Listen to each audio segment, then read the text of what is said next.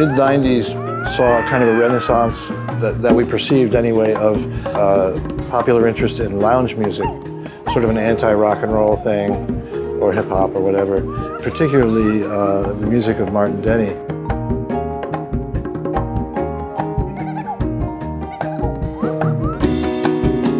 We're very inspired by the original kahunas of Exotica music, Artie, Marty, and Les, which is Arthur Lyman, Martin Denny, and Les Baxter, who created this wonderful genre with just a quartet. And he had a man named Augie Cologne who was from Hawaii, but he was Puerto Rican origin, so he brought a lot of the Latin rhythms to it, congas, bongas, and he started doing bird calls and jungle sounds live, and that became part of the act. Harmonically, it's very rich. The musical palette, or the instrumental palette, if you will, is very diverse. It heavily relies on kind of strange percussion and strange sounding instruments, and that always attracted me because I'm kind of a strange guy, I guess.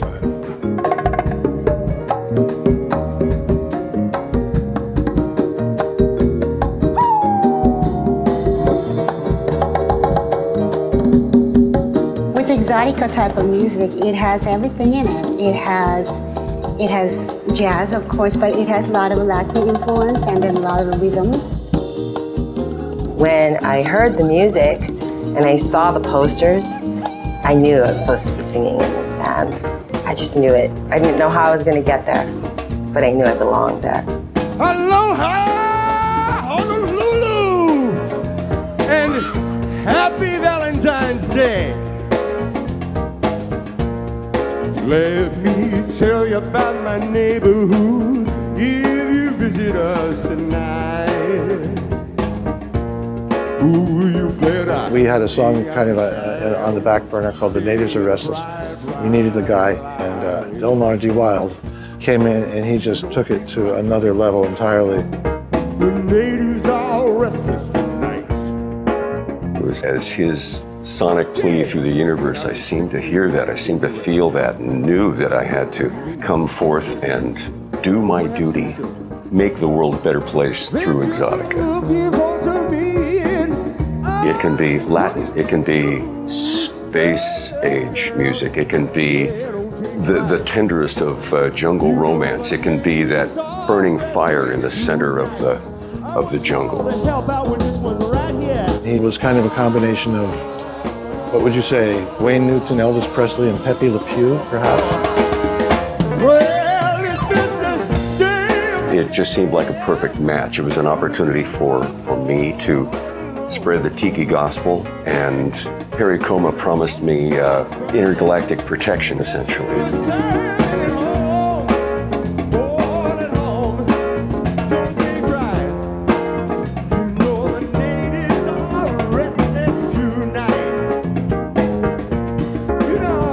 The focal point of the first album was a young lady named Hae Jong, who was the most incredible bass player I've ever met, and plays funky bass and has this beautiful, sweet, Korean-scented voice that fits in with Exotica very, very well. Well, when I heard this from Mr. Perry Como, I wasn't really sure about what type of music in general. I was just interested to this part of the project because he's wacky, which I like that. And when I got a call, I said, yeah, I'm in. Just come in. Get away to the other side of the moon. I was introduced to Mr. Perry Como by the choreographer Tunui Tali. And I think it was after a wild Halloween night that he decided I was wacky enough to be introduced to the crew.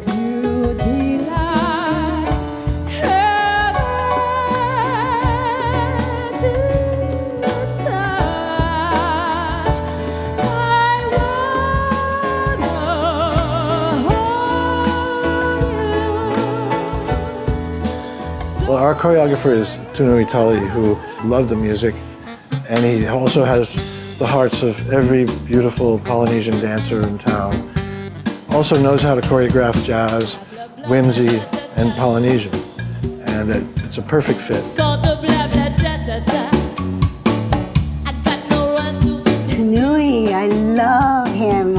these dancers have all this expression of real Don Tiki. It's just, ooh, I get a goosebump already. I wish I can be like all this stuff, but anyway, yeah, he is awesome.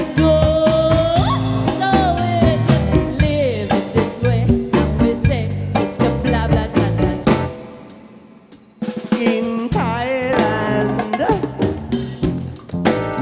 too much heat, too much pretty face. I did some arrangements and original compositions. There was also a couple of things that I'd kind of been saving for some reason, and all of that kind of fit together with what the preconception of exotica music was. I can actually zone into that land of mystery, and I can just become that person. Stay away.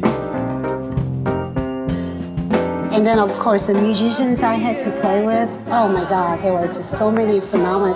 I mean, they were like monster musicians, like way up there. I was just this little, but they were great musicians at the same time, and they have great attitude.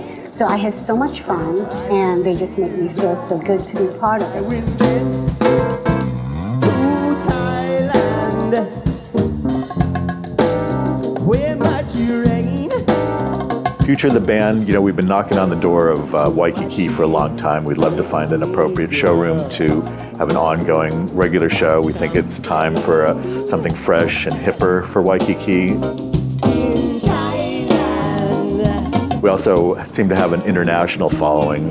We've been invited to a music festival in Berlin. We've been interviewed on radio stations in Sydney, Australia. So we'd like to get out there on the international festival circuit as well. Don Tiki is probably the leader or the vanguard of new exotica, kind of just expanding on what Martin Denny's original concept of exotica was. We have new instruments that we're bringing in and a lot more energy because that's just kind of the way the world is these days. It's an open-ended genre, so I don't see any real end to it at all.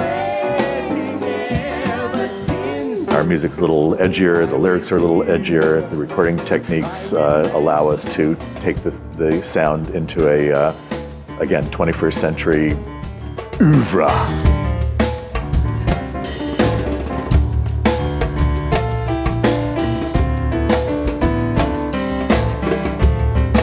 The future for Don Tiki?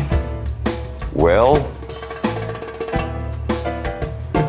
I would have to say that beyond the constraints of Earth itself, there's very little stopping the engine that we've revved up.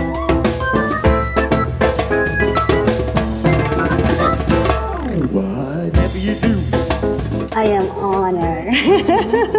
That's all I can say. I am just honored because I get to be me on the stage, and they don't yell at me or anything. So just to me, and yeah. Whatever you do, don't drink and make it last. Whatever you drink, keep you in the pain. Yeah, it's not what you think. In God you'll trust. It can be pan-paranormal in its breadth and depth, and a little something for everybody.